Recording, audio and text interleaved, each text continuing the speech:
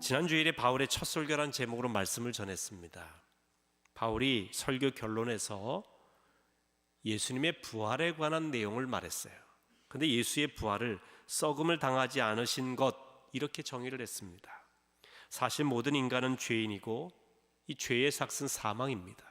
죄인인 인간은 모두 죽게 되어 있습니다. 죽음이라고 하는 것은 우리 자신이 육체적으로 썩어 없어지는 것을 말합니다. 근데 예수님은 썩음을 당하지 않으셨다라고 성경은 말씀하고 있습니다. 다시 말하면 죽음을 이기셨다는 것입니다. 죽음을 이겼다는 말은 죽음을 가져오는 죄의 권세를 극복하셨다는 것입니다. 다시 말하면 예수님은 결코 죄인이 아니시고 의로우신 분이고, 그래서 이 죄의 삭신 사망에 이르지 아니하시고 썩지 아니하신 그런 분이 되셨다는 것입니다. 그러므로 사람은 누구나 그 자신만 돌아보면 죄인이고 결국 썩어 없어질 존재이지만, 그러나 사람이 예수 안에 있으면, 즉 예수님을 영접하게 되면, 믿으면 영원히 썩음을 당하지 않게 된다는 것입니다. 왜냐하면 영원히 썩음을 당하지 않으신 예수 그리스도의 완전한 의를 힘입어서 그분의 의로 인하여서 우리도 하나님께 의롭다 인정받게 된다는 것입니다.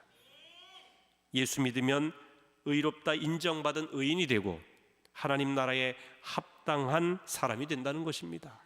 내 능력이나 공로가 아니라 예수의 의가 우리 안에 오기 때문에 그렇습니다. 사도 바울은 결론부에서 하박국 1장 5절 말씀을 인용하면서 너희는 예루살렘처럼 멸망당하지 않도록 조심하라고 경고했습니다. 구약시대 하박국 선지자가 활동하던 시대에는 이스라엘이 참 많이 타락을 했습니다. 점점 멸망해가는 그런 상황이었습니다. 바벨론의 침입을 앞두고 있는 상황이었습니다. 선지자는 하나님의 심판의 때가 이르렀으니 너희는 돌이키라고 아무리 외쳐도 소용이 없었습니다. 결국 바벨론 제국에 의해 멸망당했습니다. 바울은 하박국 시대의 사람들이 하나님의 말씀에 귀 기울이지 않아서 하나님의 심판을 받은 것 기억하라는 것이고, 오늘날 예수 그리스도를 믿지 아니하여 결국은 하나님의 심판에 이르는 어리석은 자가 되지 말라고 말씀하고 있는 것입니다. 이 바울의 설교의 결론은 강력한 경고입니다. 이 경고는 사람에게 겁주려고 하는 것이 아닙니다. 심판에 이르지 아니하도록 복음을 믿으라고 강력하게 메시지를 전하는 것입니다. 썩음을 당하지 아니하려거든 예수 그리스도를 믿으라, 그 부활하심을 믿으라 라고 하는 것입니다. 오늘 본문은 바울의 설교에 대한 반응입니다. 사람들에게 강력한 메시지를 전했는데 사람들의 반응은 아주 호의적입니다.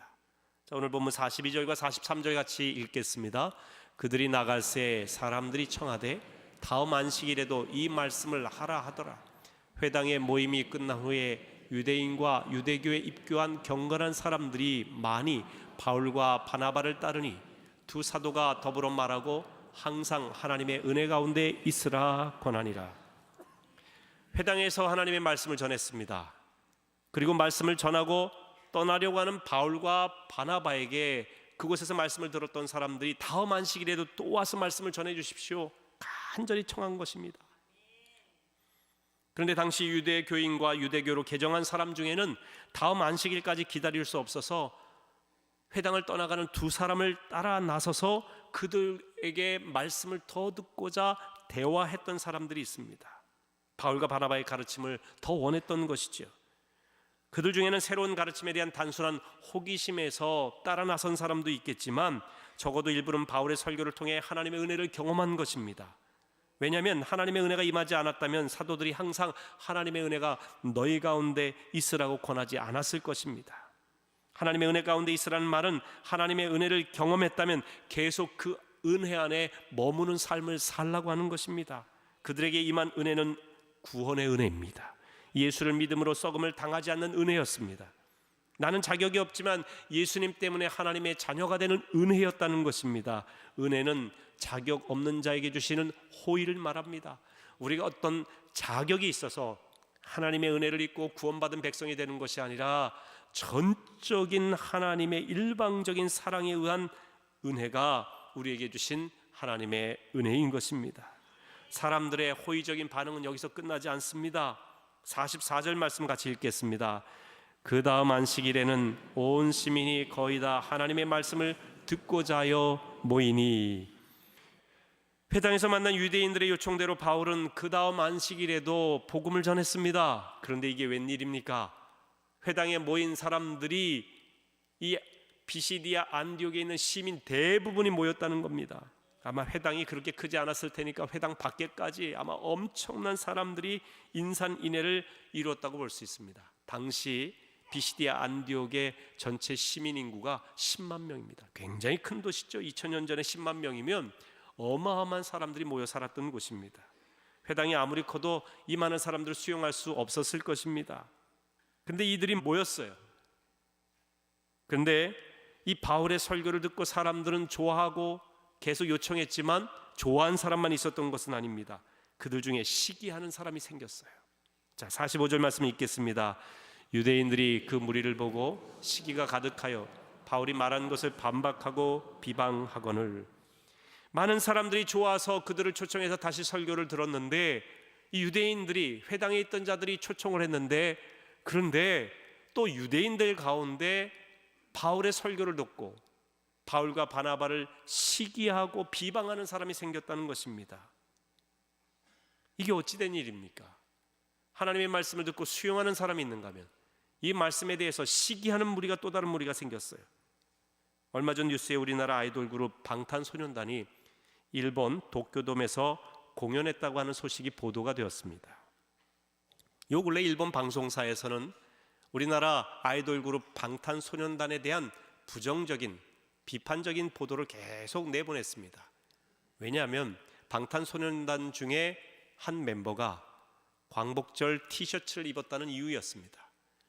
이 광복을 기념해서 만세 함성을 외치는 사진이 담겨 있는 그 티셔츠를 입었다는 이유로 반일 활동을 하는 아이돌 그룹 방탄소년단에 대한 그런 부정적인 이미지를 계속 내보낸 것입니다. 소위 일본 사람들에게 한국 사람들에 대한 혐오하는 감정을 불러일으키는 방송을 한 것입니다.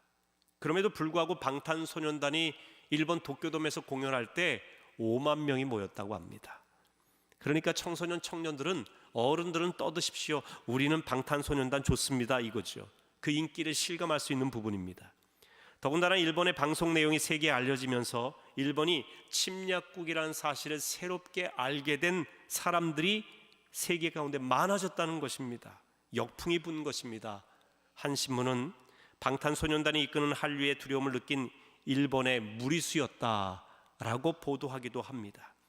어쩌면 두려움이라기보다는 방탄소년단의 인기를 시기한 일본 사람들의 속 좁은 모습이 아닌가, 그렇게 여겨지기도 합니다. 일본에는 이런 아이돌 그룹이 없거든요. 근데 우리나라는 방탄소년단을 비롯해서 수많은 아이돌 그룹이 전 세계를 누비면서 한류 열풍을 일으키고 있습니다. 사실 일본 사람들 생각해 보세요. 우리나라를 지배했던 나라 아닙니까? 30여 년간 억압했던 그런 나라고, 우리는 피지배국으로서 억압을 당했는데 이제는 세계적으로 한류 열풍이 불면서 한국 음식을 배우려고 하고 먹으려고 하고, 또 한국의 아이돌 가수들의 이 공연을 보려고 많은 젊은이들이 모이고 있어요. 한국 드라마가 세계적인 인기를 끌고 있습니다. 그런데 여기에 비해서 일본의 문화적인 콘텐츠는 너무도 연약한 가운데 있습니다. 아마 굉장히 시샘이 났을지도 모릅니다. 그런데 이런 일본 태도와는 아주 다르게 독일은 다른 모습을 보입니다. 얼마 전, 정확히 2018년 11월 10일 독일의 메르켈 총리는 세계 1차 대전 종전을 기념해서 프랑스에 많은 지도자들이 모였을 때 세계 1차 대전 전범국으로서 프랑스와 세계인에게 공개적으로 사과를 했습니다. 여러분, 세계 1차 대전은 1914년 7월 28일부터 1918년 11월 11일까지 거의 4년 가까이 세계 1차 대전이 펼쳐졌습니다. 그때의 이 전범국이 독일입니다. 수많은 생명을 앗아가는 이 전쟁을 일으킨 주범이죠.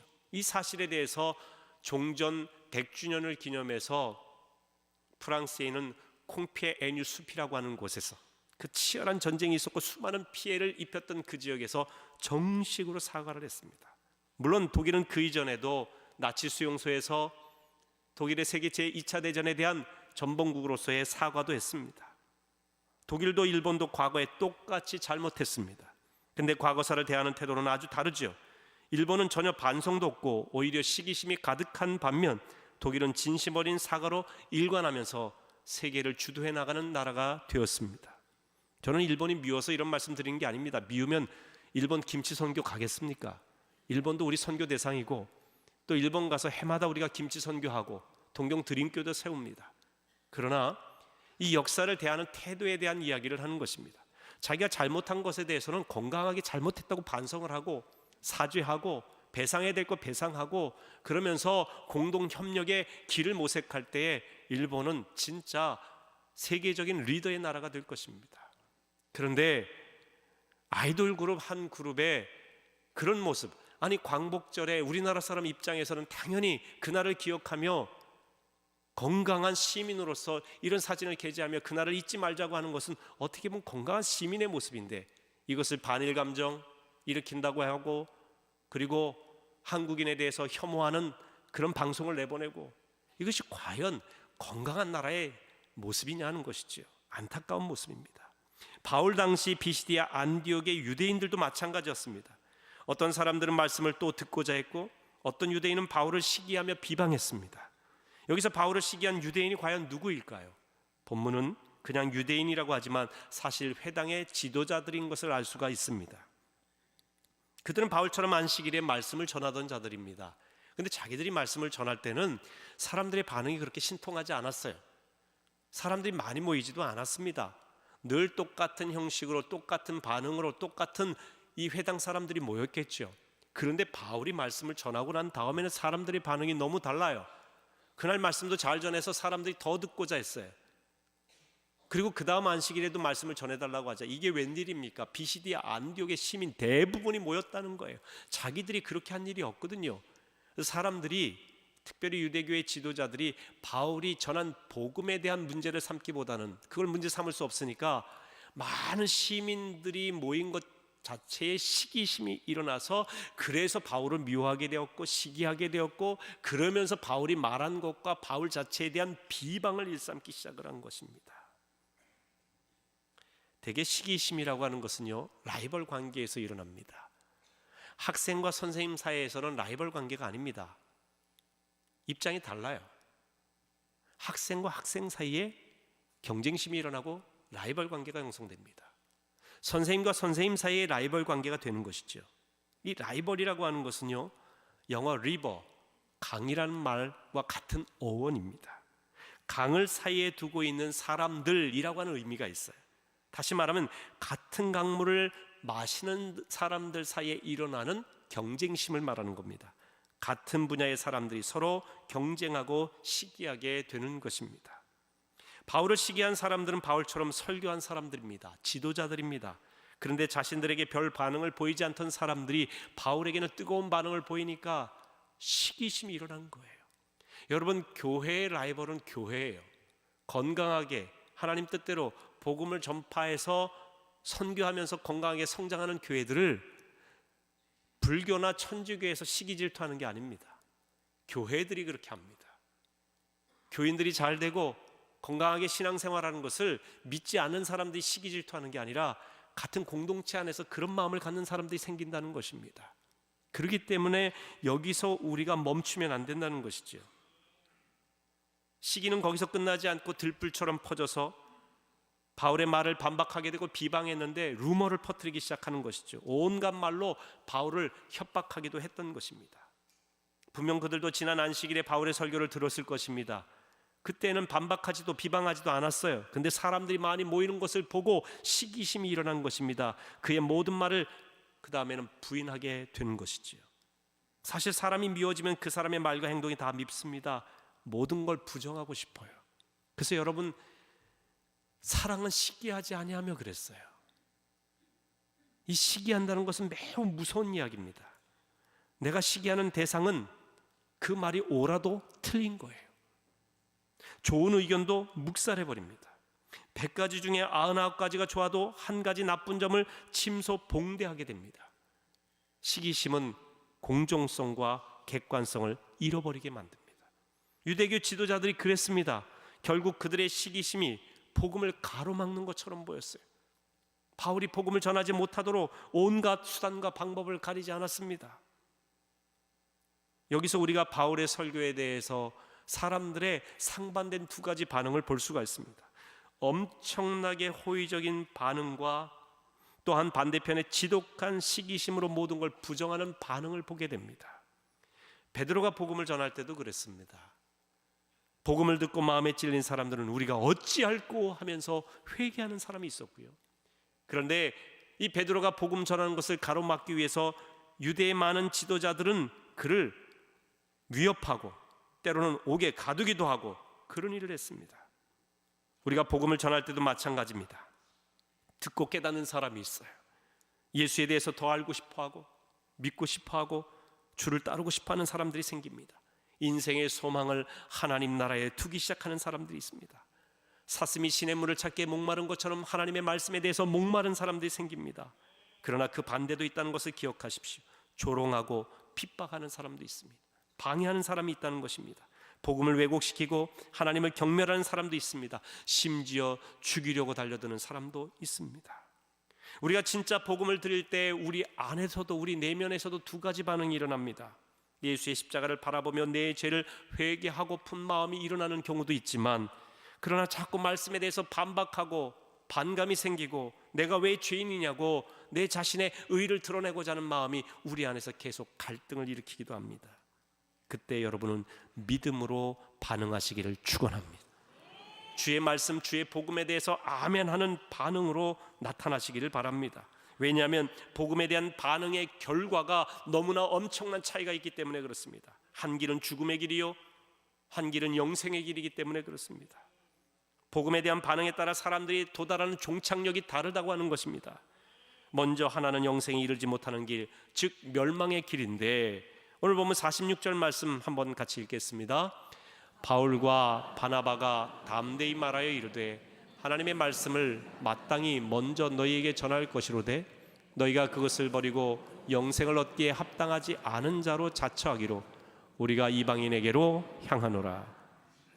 바울과 바나바는 자신들을 시기하여 비방하는 유대인들 앞에서 담대히 말했습니다. 여러분, 복음을 담고 있는 사람, 복음을 전하는 사람은 결코 세상을 두려워하지 않습니다. 하나님의 말씀에 대한 확신이 있고 영생에 대한 확신이 있고 예수 그리스도를 통한 구원에 대한 확신이 있는 사람은 세상 사람들의 말과 주변의 환경 때문에 기죽지 않습니다. 이런 것들 때문에 낙심하지 않습니다. 바울과 바나바는 그들 앞에서 담대히 하나님의 말씀을 전했습니다. 하나님의 말씀을 마땅히 너희에게 먼저 전하는 것이 당연한 것이지만, 그러나 이것을 너희에게 전했지만 너희가 이것을 버렸다는 거예요. 그래서 영생에 이르기에 합당하지 아니한 자가 되어버리고 말았다는 것입니다. 복음을 전파하는 사람에게는 아무런 잘못이 없습니다. 오히려 복음을 받아들이는 사람들의 반응이 문제인 것이지요. 바울과 바나바는 유대인에게 복음을 먼저 전하는 것이 당연하지만, 그러나 너희들이 복음을 버렸으니, 그래서 영생에 합당하지 아니한 자가 되었으니 이제는 우리가 이방인에게로 향한다라는 것입니다. 대개 바울을 이방인의 사도라고 이렇게 부릅니다. 그런데 바울은 유대인들에게 복음 전하는 것을 무시하거나 소홀히 한 사람이 결코 아닙니다. 먼저 너희 유대인들에게 전하는 것이 당연하지만 이 유대인들이 이 복음을 받아들이지 않았기 때문에, 그래서 복음을 여기서 전하는 것을 멈추고 우리가 주저앉고 낙심하고 갈등하는 것으로 끝나는 것이 아니라, 그러나 하나님의 복음을 누구도 막을 수 없으니 우리는 이제 이방인들에게로 향하겠다는 거예요. 너희가 복음을 받아들이지 않으니 이제는 구원의 빛이 이방인에게 이르러 그들에게 우리가 전파하겠다는 것입니다. 이 부분에 대한 메시지 성경의 기록은 이렇습니다. 같이 읽어봅니다. 본래 하나님의 말씀은 유대인 여러분에게 먼저 전해지도록 되어 있었습니다. 그러나 여러분은 그 말씀에 관여할 마음이 전혀 없고 영원한 생명에 대해서도 아무런 관심과 마음이 없음을 아주 분명히 했습니다. 그래서 모든 이방인에게 문이 열렸습니다. 복음에 대해서 아무런 관심이 없고 영원한 생명에 대해서도 관심이 없으니 영원한 생명에 이르기에 합당하지 아니한 자가 된 것입니다. 여러분, 복음에 관심이 없고 영생에 관심 없는 사람은 그 복음을 들어도 그 복음이 그 사람 가운데 열매를 맺지 못하는 거예요. 세속에, 물질에, 이 세상 권세에 관심이 있는 사람, 세상에 매여 있는 사람은 영원한 복음을 들어도 그 말씀에 열매가 없습니다. 구원받지 못하는 거예요. 그래서 그 생명의 복음이 이방인들에게 전달되었다, 이렇게 사도 바울은 이야기하고 있는 것입니다. 복음에 대해서 거부하니까, 복음을 버리니까. 두 번째 반응은 영생에 이르는 길입니다. 47절과 8절 말씀 같이 읽겠습니다. 주께서 이같이 우리에게 명하시되 내가 너를 이방의 빛으로 삼아 너로 땅끝까지 구원하게 하리라 하셨느니라 하니, 이방인들이 듣고 기뻐하여 하나님의 말씀을 찬송하며 영생을 주시기로 작정된 자는 다 믿더라. 앞부분에 있는 말씀은 이사야 49장 6절 말씀을 인용한 것입니다. 하나님은 바울을 이방의 빛으로 삼아서 복음을 전하게 하신 것입니다. 유대인들에게 먼저 복음을 전하게 하셨지만 그 유대인들이 영생에 이르기에 합당한 자가 되지 못한 겁니다. 복음을 받아들이지 않았다는 것이지요. 그래서 결국 하나님께서는 복음을 중단시킨 것이 아니라 이방인들에게 복음을 전하도록 바울을 이끄신 것입니다. 복음에 응답한 사람은 이방인이라 할지라도 영생에 이를 수 있다는 것입니다. 당시의 이스라엘 선민 사상에 아주 잔뼈가 굵고 그 생각이 깊었던 이 이스라엘 사람들에게는 획기적인 사건이에요. 이스라엘 사람 외에, 선택받은 우리 민족 외에 다른 이방인들이 구원받는다는 것을 생각해 본 일이 없거든요. 전혀 그것은 하나님 뜻이 아니라고 생각했지만 하나님은 바울을 통해서 이방인에게도 누구든지 예수를 믿으면 영생에 이르기로 작정된 자라고 하는 것입니다. 여기서 영생을 주시기로 작정된 자라고 하는 표현이 꼭 예정론과 관련 있는 것처럼 보입니다. 하나님께서 어떤 사람은 영생을 주시기로 미리 작정해 놓으셨고, 반대로 어떤 사람은 영생에 이르지 못하기로 작정해 놓은 것과 같은 표현처럼 여겨집니다. 만일 예정론이 이런 사상이라고 한다면 전혀 성경적이거나 선교적이지가 못합니다. 왜냐하면 영생에 이르기로 작정된 사람이 따로 있다, 그리고 영생에 이르지 못하는 사람이 이미 결정되어 있다고 한다면 전도할 필요가 없잖아요. 굳이 우리가 열심히 신앙생활할 필요가 없습니다. 이미 작정이 되어 있는데, 그 작정된 사람은 교회 안 나와도 언젠가는 하나님이 구원하실 것이고, 열심히 믿고 신앙생활을 해도 작정되지 아니한 자는 지옥에 가게 될 건데 우리가 열심히 신앙생활할 이유가 없는 거예요. 전도할 이유가 없는 겁니다. 저 사람 전도해도 하나님께서 미리 영생에 이르기로 작정되지 아니한 자는 열심히 전도해서 교회 나와도 구원함을 못 받는 거 아니겠습니까? 이대로 표현하면 말이죠, 신앙생활 열심히 할 필요가 없겠죠. 이러한 예정론에 따르면 영생에 이르기로 작정되지 아니하면 아무리 예수님 열심히 믿어도 천국 못 간다라고 하는 결론이 일어납니다. 그런데 성경은 뭐라고 되어 있느냐? 누구든지 예수 믿으면 멸망치 않고 영생에 이른다고 했습니다. 누구든지. 예정론을 과거의 사건으로 못 박아 생각하면 많은 모순을 겪게 됩니다. 성경은 현재에서 과거를 돌아보며 우리의 신앙을 고백하도록 만듭니다. 지금 내가 예수를 믿고 구원받은 것은 내 공로가 아니라 하나님의 은혜가 있었기 때문이고 하나님께서 영생에 이르도록 섭리하셨기 때문이다 라고 고백하는 것입니다. 이미 과거에 결정론적으로 하나님께서 구원받을 자, 받지 못할 자를 완전히 예정하고 결론을 내리신 게 아니라 내가 지금 믿고 보니까, 믿고 과거를 돌아보니 내가 예수를 믿는 이 모든 과정이 하나님의 섭리요, 하나님의 예정이요, 하나님의 은혜이구나 고백하는 거란 말이죠. 저는 그래서 이것을 고백적인 예정론, 이렇게 표현할 수 있다고 봅니다.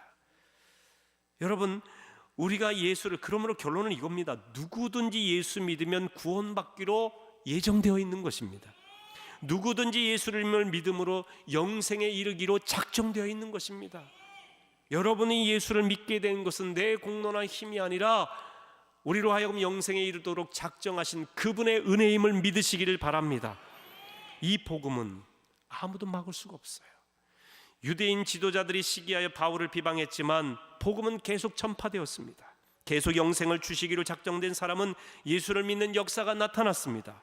49절 말씀 같이 읽습니다. 주의 말씀이 그 지방에 두루 퍼지니라. 주의 말씀이 그 지방에 두루 퍼지니라. 여러분, 유대인 지도자들이 얼마나 바울의 설교 위에 비방하고 그를 어렵게 만들고 고난에 처하게 하고, 심지어 오늘 말씀 뒷부분에 보면은 경건하다고 하는 귀부인들과 많은 사람들을 선동하여서 바울을 비방하고 어렵게 만들었어요. 심지어 신체적인 위해를 가하기까지 했습니다. 폭력을 행사하는 것이죠. 죽이겠다고 위협하는 것입니다. 그로 하여금 그 지역에 발붙이지 못하도록 하는 거예요. 여러분, 우리가 살아가면서 아무리 내가 옳은 이야기를 하지만 그 옳은 이야기를 하는 나를 자꾸 사람들이 위협해요. 겁을 줍니다. 비방합니다. 비난합니다. 그러면 우리는 연약한 인생이기 때문에 기가 죽어요. 자꾸 힘들어요. 두려운 마음이 생기게 됩니다. 야, 내가 이렇게 또 이 말을 하다가 다른 사람한테 이 어려움을 당하는 것이 아닌가, 나에 대해서 나쁜 이미지가 생기는 것이 아닌가. 어떤 사람은 심지어 나를 때리겠다고 하고 죽이겠다고 하고 너 가만두지 않겠다고 하니 그 사람들이 또 그렇게 하지 않을까. 두려운 마음이 생기지 않겠습니까, 인간적으로. 그런데 바울을 보세요. 그런 온갖 위협 속에서도 쿨하지 않아요. 복음을 담은 사람은 담대합니다. 그 복음을 담대히 전하자 주의 말씀이 그 지방에 두루 퍼지니라. 할렐루야. 그 어느 것도 그 누구도 주의 말씀이 퍼져나가는 것을 막을 수가 없습니다. 초대교회 시절 복음은 끊임없이 박해를 받았습니다. 복음을 전하다가 베드로는 여러 번 투옥되기도 했습니다. 복음을 전하던 스데반은 돌에 맞아 죽기도 했습니다. 또한 야고보는 옥중에서 참수형을 당했습니다. 바울도 복음을 전할 때 엘루마의 방해가 있었습니다. 그를 죽이겠다고 달려들던 수많은 유대인들이 있었습니다. 하지만 복음은 여전히 전파되었습니다. 더 많은 사람에게 퍼졌습니다. 그 누구도 복음을 막을 수가 없습니다. 지금도 복음은 살아 역사하는 힘이 있습니다. 히브리서 4장 12절에 하나님의 말씀은 살아있고 활력이 있어 좌우의 날선 어떤 검보다도 예리하여 혼과 영과 관절과 골수를 찔러 쪼개기까지 하며 또 마음의 생각과 뜻을 판단하나니 그랬습니다. 사랑하는 성도 여러분, 하나님의 말씀은 살아있습니다. 하나님의 말씀에는 활력이 있습니다. 살아있기 때문에 움직입니다. 듣는 사람의 마음이 움직입니다. 몸이 움직여 몸에 변화가 생기고 회복의 역사가 일어납니다. 변화가 일어나는데 가정이 변하고 사회가 변하고 나라가 변하고 세계가 변하는 역사가 일어납니다. 또한 복음은 그 믿는 자에게 구원을 주시는 능력이라고 했습니다. 로마서 1장 16절에 내가 복음을 부끄러워하지 아니하노니 이 복음을 모든 믿는 자에게 구원을 주시는 하나님의 능력이 됨이라. 먼저는 유대인에게요 그리고 헬라인에게로다 그랬습니다. 복음은 하나님의 능력이라고 했습니다. 믿는 자에게 말이죠. 여기서 능력을 헬라어로 듀나미스라고 합니다. 다이너마이트의 어원이 되는 말입니다. 복음은 다이너마이트라는 이야기입니다. 도저히 무너뜨릴 수 없는 것을 무너뜨리는 힘입니다. 막힌 것을 뚫어내고 강력한 담을 허무는 힘입니다. 엄청난 파워입니다. 세상의 물질이나 권력이 복음을 가로막을 수 없습니다. 오늘날 복음 전하기 어렵다고 합니다. 사실이죠. 방해도 많고 비난도 많고 손가락질도 많이 당하고 여러 가지 우리 모습 속에 부끄러움도 있기 때문에 복음이 방해받는 것처럼 여겨집니다. 그러나 여러분, 결코 우리는 복음 자체를 부끄러워해서는 안 됩니다. 복음은 하나님께서 구원을 주시는 능력이요 생명을 살리는 힘이요 영원히 썩음을 당하지 아니하게 하는 위대한 축복의 통로이기 때문에 그렇습니다. 예수를 믿음으로 구원받는다는 사실은 영원한 소망입니다. 이 복음은 그 무엇도 가로막을 수가 없습니다. 할렐루야. 바울의 설교 이후에 복음이 더 퍼져나갔어요. 더 많은 박해가 있었지만 더 복음은 강력하게 퍼져나갔습니다. 두려워하고 낙심할 수 있는 상황이지만 하나님을 원망할 수도 있는 상황 속에 있었지만 왜 우리에게 이 고난을 주느냐고 분노할 수도 있지만 바울은 그 누구에게 분노하거나 원망하지 않았습니다. 바울과 바나바는 그들의 발의 티끌을 털어내고 비시디아 안디옥에서 우리가 복음을 못 전하도록 이렇게 비방하고 방해를 한다고 복음을 가로막을 수 없다 하는 마음으로 이고니온이라는 지역으로 가서 복음을 전하게 됩니다. 발에 티끌을 털어냈다라고 하는 표현은 이제 상대방과 더 이상 관계가 없다라는 뜻입니다. 유대인의 풍속 중에 하나예요. 이제 비시디아 안디옥 유대인들, 내가 너희들과 관계하지 않고 우리는 이고니온으로 가겠다는 거예요. 바울과 바나바는 자신들을 핍박하는 유대인들로 인하여 좌절하기보다는 그들에게 미련을 두지 않고 다른 이방 땅으로 향하여 복음 전하기 위하여 간 것입니다. 이고니온으로 가는 그들의 모습을 52절에 이렇게 표현합니다. 같이 읽어보시겠습니다. 제자들은 기쁨과 성령이 충만하니라. 할렐루야. 여기서 제자들은요, 주석에 보면 두 가지, 바울과 바나바를 표현하기도 하고, 또한 이 제자들은 바울과 바나바가 전한 복음을 통해서 예수 믿게 된 비시디아 안디옥의 많은 그리스도인들을 의미한다라고 되어 있어요. 상관이 없습니다. 다 포함한다고 볼 수 있습니다. 제자된 바울과 바나바도 그들이 말씀을 전한 것으로 인하여 기쁨과 성령이 충만하였고, 또한 이 말씀을 들은, 복음을 들은 비시디아 안디옥의 그리스도인들 가운데도 기쁨과 성령이 충만한 역사가 일어난 것입니다. 여러분, 복음을 듣는 사람들에게 가장 두드러진 그 나타나는 현상이 뭐냐? 기쁨이에요. 마음이 기뻐지는 거예요. 이 복음 때문에 힘이 생기고 용기가 생기고 삶의 여러 가지 두려움 속에 매이지 아니하게 되고 감사와 기쁨이 여러분을 차지하게 되는 것입니다. 할렐루야. 복음으로 인하여 기뻐하시기를 축원합니다. 복음이 여러분으로 하여금 성령 충만한 삶 가운데 거하도록 인도하시기를 축원합니다. 그러므로 진정한 복음 들은 자의 증거는 삶 가운데 기쁨이 일어난다는 것입니다. 바울과 바나바가 얼마나 핍박이 많았어요. 하나님의 말씀 전하는 일로 인해서 얼마나 많은 박해와 어려움을 겪었는지 모릅니다. 여러분, 진정으로 하나님의 사람으로 살아가려고 할 때 박해와 어려움이 있어요. 고난도 있습니다. 그런데 위대한 신앙인, 복음에 물든 신앙인 결코 기쁨을 잃어버리지 않습니다. 할렐루야.